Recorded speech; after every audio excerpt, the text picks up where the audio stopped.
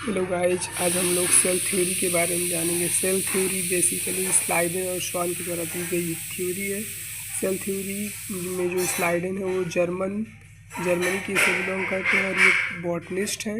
ये 1838 ईस्वी में इन्होंने सेल थ्योरी दिया था। और श्वान जो हैं ये जर्मन जूलॉजिस्ट हैं, इन्होंने 1839 ईस्वी में ऑब्जर्व किया था। Observe different plant and said.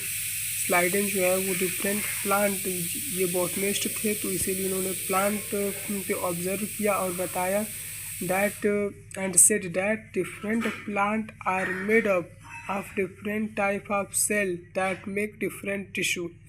और वहीं पे जो जर्मन के जो स्वान थे वो जूलॉजिस्ट थे तो उन्होंने एनिमल सेल पे डिस्कवरी की और बताया कि observed animal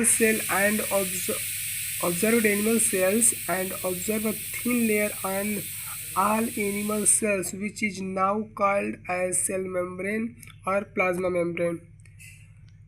When he observed plant cell, he found that plant cell have one more layer outer to cell membrane called cell wall.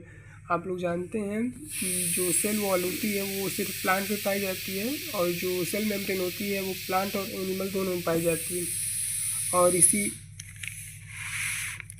और इसके आगे फिर हाइपोथेसिस और थ्योरी में डिफरेंट हम आप लोग को बता देते हैं। श्वान ने एक हाइपोथेसिस दी। हाइपोथेसिस का मतलब होता है need to be proved experimentally and then a theory is made. और वहीं पे plant and animal are formed of cell of produce of cell. Schleiden of and Schwann both formulated cell theory. According to this, all organisms are made up of cell and product of cell.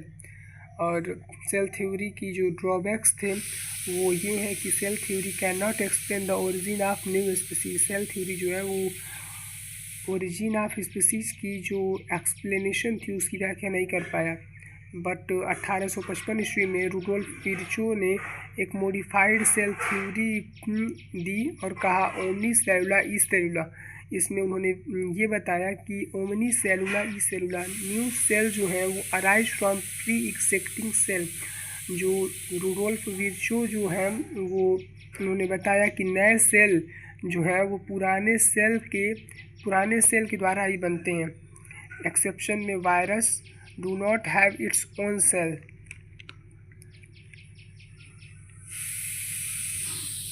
Thank you.